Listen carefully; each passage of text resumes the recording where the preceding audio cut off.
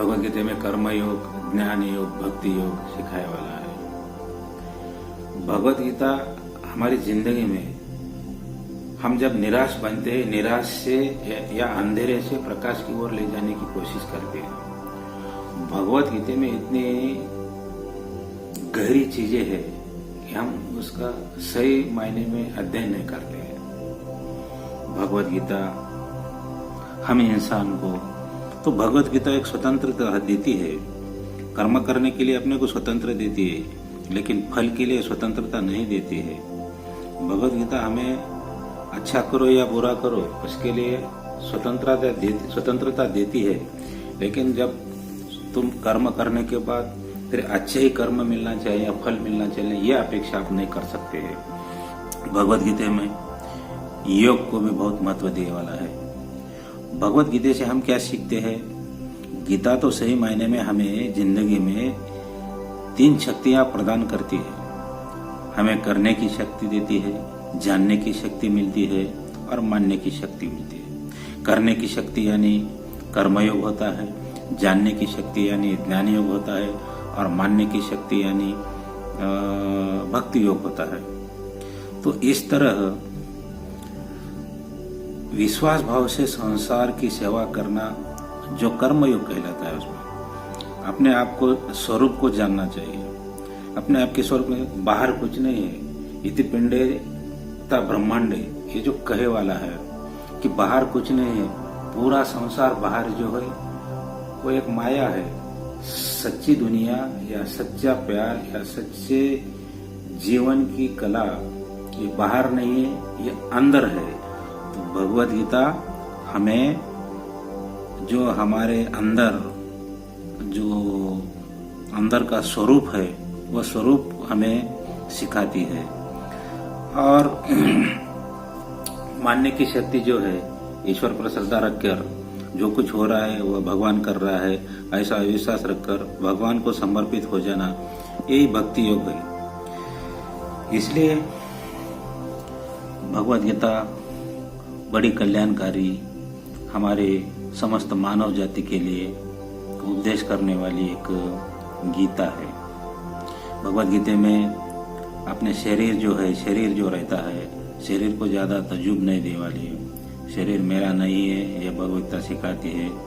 अपने में जो अहंकार आता है, अहंकार नष्ट करा देती है। गीता अंतःकरण शुद्धि अपनी करा देती है।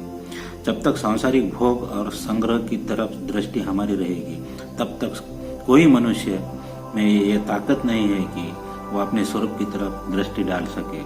अगर अपने अंदर के स्वरूप की तरफ दृष्टि डालना है तो सांसारिक भोग और संग्रह की जो अपनी जो दृष्टि है उसे बदलना चाहिए, यही दृष्टिकोण बदलना चाहिए। यही भगवद गीता हमें सिखाती है। भगवद गीता नाशवान पदार्थ की जो प्रियता हमारे भीतर बैठी है उससे हम दुखी होते हैं, ये कहती है। भगवद गीता का अध्ययन करें तो हमें महान संतोष मिल जाता है। भगवद गीता हमें धर्म क्या है, अधर्म क्या है, दोनों के बीच जो संघर्ष होता है यही हमें सिखाते हैं। तो धर्म अधर्म को धर्म से कैसा नष्ट करना चाहिए, इसमें बोलने वाला है। गीता हमारे कर्तव्य का बोध कराती है। और भगवद गीता का जो पठन करते जो ज्ञानी लोग रहते हैं वो भगवद गीता में कहे वाली है, ज्ञानी मृत्यु पर या जीवन पर कभी शोक या दुख नहीं व्यक्त करते। और उसमें मूल तत्व शरीर नहीं बल्कि आत्मा, ये भगवद गीता हमें सिखाती है। इस तरह जो 18 अध्याय है ये हमारे लिए परिपूर्ण है और समग्र हमारी मानव जाति के कल्याण के लिए।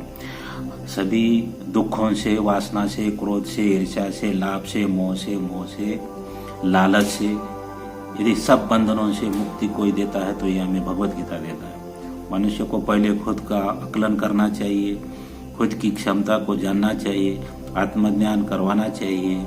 जब तक मनुष्य खुद के बारे में नहीं जानेगा तब तक उसका उद्धार नहीं हुआ, ये स्पष्ट उसमें कहे वाला है। भगवद गीता एक सिर्फ किताब नहीं है, बल्कि वो अपने मन, शरीर, बुद्धि, वाणी इन सभी को नियंत्रण करने के लिए एक शिक्षा प्राप्त देती है हमें। गीता में कहा गया है कि क्रोध से भ्रम उत्पन्न होता है, जिससे बुद्धि व्यग्र हो जाती है। भ्रमित मनुष्य अपने मार्ग से भटक जाता है, तब सारे तर्कों का नाश हो जाता और अपना पतन हो जाता है। तो क्रोध पर नियंत्रण कैसा करना चाहिए ये भगवत गीता हमें सिखाती है। भगवत गीता में स्पष्ट से कहे वाला है, मनुष्य को उसके द्वारा किए गए कर्मों के अनुसार ही फल प्राप्त होता है, इसलिए मनुष्य को सदैव सत्कर्म करने कारण चाहिए। स्वयं को अपना पहचान लो और क्षमता से काम करो, ये भगवत गीता में कहे वाला है। गीता कहती है मृत्यु एक अटल सत्य है।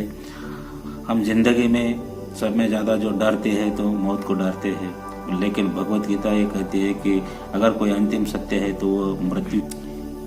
भगवत गीता में सृष्टि की उत्पत्ति, जीव, विकास क्रम, मानव उत्पत्ति, योग, धर्म, कर्म, ईश्वर, भगवान, देवी देवता, उपासना, प्रार्थना, यम नियम, आसन, प्राणायाम, प्रत्याहार, राजनीति, युद्ध, मोक्ष, अंतरिक्ष, आकाश, धरती, संस्कार, या संसार,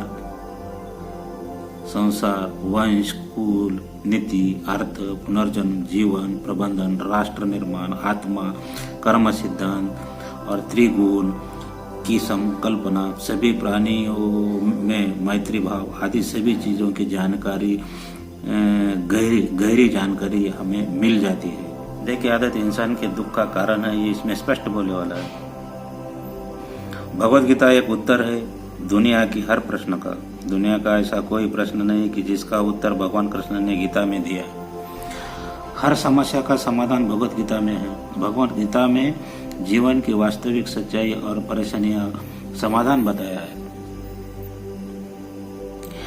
कई बार जीवन में ऐसा होता है कि हमें अपनी समस्याओं का समाधान नहीं मिलता, या अपनी विपत्ति के समय हम बहुत ज्यादा परेशान हो जाते हैं। कई लोग तो गुस्से में अपना आपा खो देते हैं और विपरीत कर बैठते, तो इस समस्याओं को छोड़कर हम भाग चले जाते हैं।